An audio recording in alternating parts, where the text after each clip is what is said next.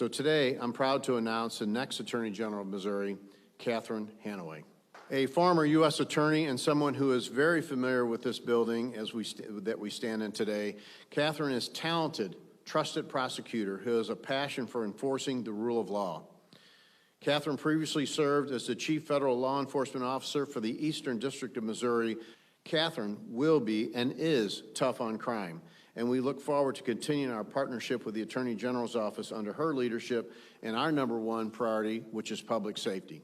Catherine will be the first woman to hold the position in state history, something she is very familiar with as the only woman who has been the Speaker of the House of Missouri history.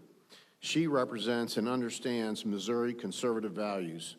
She led that historic effort in the House just several years ago to make Missouri the great place it is today with those conservative values.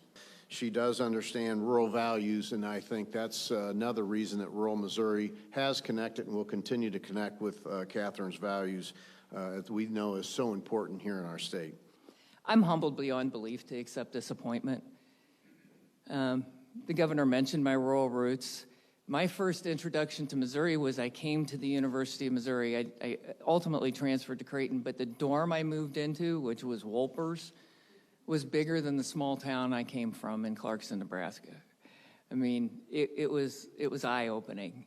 And some of you know in the last few years I've been down here to testify on behalf of the glyphosate bill that allows farmers to grow soybeans without having manual labor out there pulling the weeds out. Part of the reason I'm so supportive of that bill is that's what I did all of my teenage years. We used to call it walking beans or hoeing beans.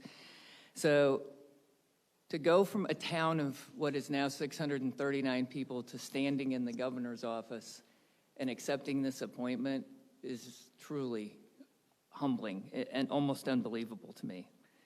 The first and most important part of this job is to protect Missourians from anyone who would do violence against them, who would rip them off in financial schemes, who would abuse them through providing terrible care and getting paid by Medicaid, and anyone who would try to invade their constitutional rights.